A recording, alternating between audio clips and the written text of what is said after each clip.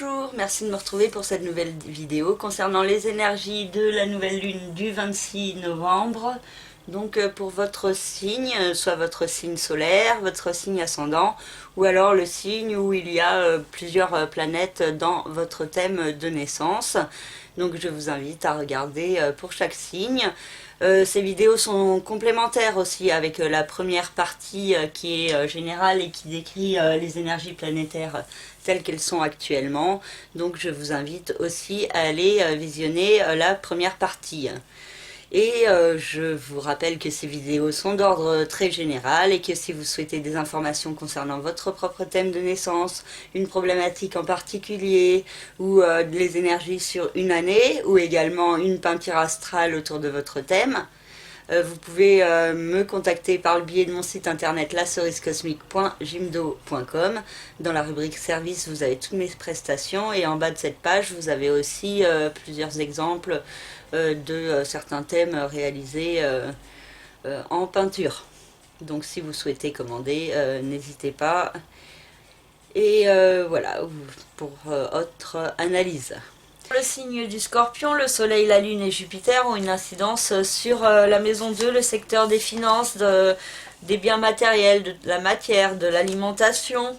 Et donc il y a certains points qui peuvent être mis en lumière concernant ce domaine et concernant la nécessité d'évoluer, d'aller de l'avant, de changer certains points, donc de saisir aussi certaines opportunités qui vous sont offertes pour pouvoir améliorer votre vie financière et matérielle.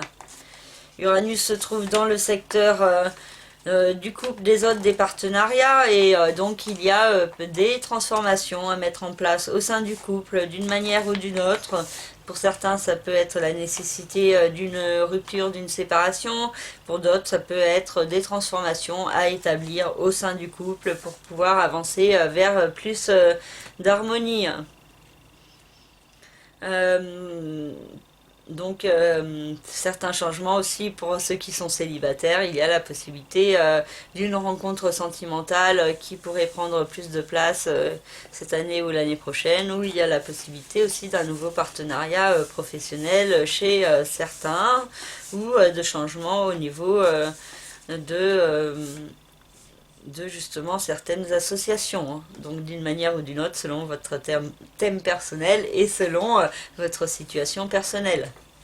Saturne et Pluton et Vénus se trouvent dans la maison 3, le secteur de la communication, de l'intellect, des frères et sœurs, des petits déplacements, des apprentissages également. Donc il y a peut-être une nouvelle façon de penser, de comprendre les choses qui peut se faire ressentir progressivement dans votre vie, donc c'est déjà en cours, et donc vous pourriez peut-être avancer vers une renaissance mentale qui vous permet de mieux vous exprimer, d'être plus authentique dans votre vie, et donc il y a une certaine compréhension de certains points. Il y a peut-être aussi la nécessité donc de faire les efforts de se sortir de certaines restrictions et de certaines barrières qui sont créées par le mental. Vénus peut venir apporter aussi beaucoup d'intuition et d'inspiration, et aussi une belle communication au niveau amoureux qui est possible pendant cette période pour certains scorpions. Mercure et Mars se trouvent dans le signe du Scorpion, donc cela peut rendre certains scorpions assez actifs et réactifs, avoir besoin de parler, de communiquer, beaucoup de réflexion mentale aussi à propos de qui ils sont à l'intérieur d'eux-mêmes, et donc des efforts à faire d'autocontrôle pour être dans un juste équilibre, pour ne pas agir de façon trop impulsive, et donc pour agir au service de ses intérêts personnels. Neptune se trouve dans la maison 5, le secteur de la vie sentimentale, affective, créative, les enfants, la procréation, la chance, et Neptune reprend son mouvement direct le 27 novembre après plusieurs mois de rétrogradation apparente, et cela pourrait être assez positif pour certains scorpions, donc leur apporter l'amour, la chance, l'inspiration, Et également des belles nouvelles au niveau de la créativité ou la procréativité qui sont possibles chez certains. Et pour finir, Chiron et la lune noire se trouvent dans le signe du bélier, dans la maison 6, le secteur de la vie quotidienne, de la santé, du bien-être, du travail également. Et donc il y a peut-être une nécessité d'affronter certaines peurs au niveau de votre physique, de votre santé, de prendre plus soin de vous pour pouvoir vous diriger vers une guérison intérieure. Et donc il y a peut-être une part sombre de votre personnalité qui pourrait ressortir au quotidien et qui vous demande à être identifiée pour être mieux gérée.